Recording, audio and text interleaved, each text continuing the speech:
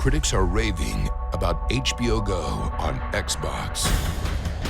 HBO Go launched on Xbox 360 a few weeks ago, but many were disappointed to find the streaming app was not supported by Comcast at launch. That has now changed. HBO Go is now available for all Comcast cable customers. Now, the only big holdout is Time Warner Cable, which also has a large consumer base waiting on support for HBO Go on Xbox. Subscription and Xbox Live Gold membership. You should not. Epic Games' Infinity Blade 2 launched on iOS in December, wrapping a slew of new gameplay systems around a prettier version of the first entry in the series. Multiplayer didn't return in the second game, but a new asynchronous cooperative mode called Clash Mobs was promised as coming soon. A recent update finally introduced the new mode that pits large groups of players against bosses with large pools of health for chances at rare loot. The Clash Mob update also introduces new weapons, armor, and items, and is available now for free on the App Store.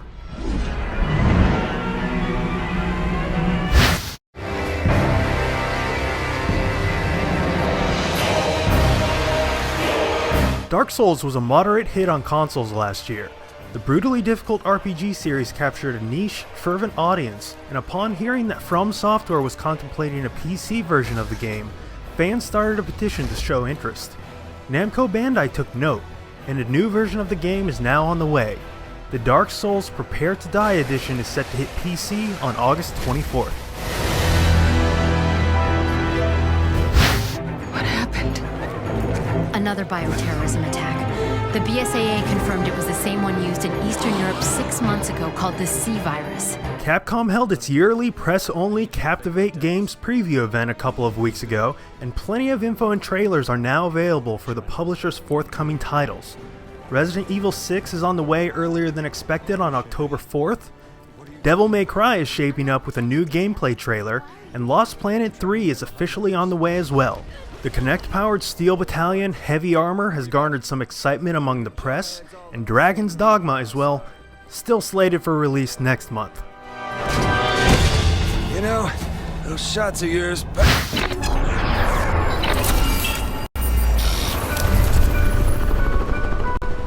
Crysis 2 marked the first entry in Crytek's futuristic shooter series on consoles. It wasn't a blockbuster release for EA, but it must have done well enough, because Crysis 3 is on the way. Although not yet officially announced, a listing for the game accidentally appeared on EA's Origin Marketplace. Promotional art featuring a character in full nanosuit with a crossbow was also dug up by the crafty users on popular gaming forum NeoGAF. EA had no choice but to address the leak, and said that an official announcement is slated for April 16th.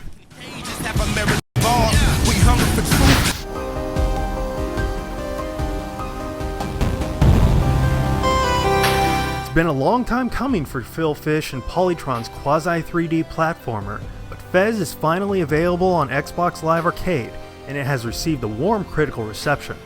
It hasn't been perfect scores across the board, but a common through line is that Fez is not to be missed, especially for those that find themselves feeling nostalgic about the early days of gaming. To quote IGN's Mitch Dyer, Polytron draws on this to remind players why they fell in love with video games in the first place, all the while daring to make them think about the medium from a new perspective. Fez is now available on XBLA for 800 Microsoft points.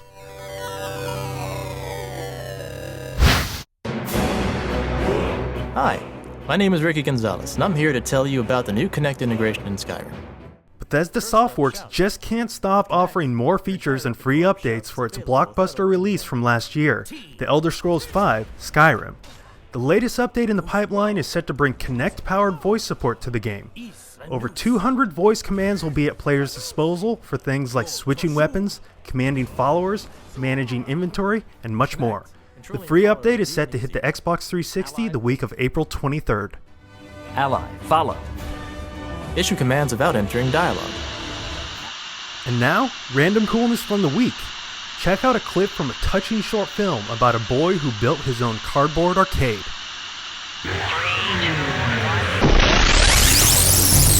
Kane spent summer vacation coming to work with me. We sell auto parts in East LA. My dad has a lot of boxes back there to ship parts out. So I cut them up and make my arcade games out of it. My first game I made, the basketball hoop I got at Shakey's Pizza, and it's really cool. He taped it onto a box, and he was offering people chances to play for like a nickel. He started from that little game, and little by little they started getting fancier and fancier, and eventually he took over the whole store.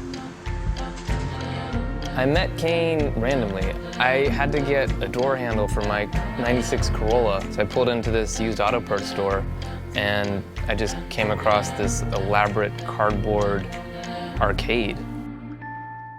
I asked him how much it was to play. He's like, for $1 you get 4 turns, but for $2 you get a fun pass. Like, well, how many turns do you get a fun pass? You get 500 turns for a fun pass. I got a fun pass. I made this fun pass that expires in 1 month, and you get 500. And here's a look at what's new on the GTD YouTube channel.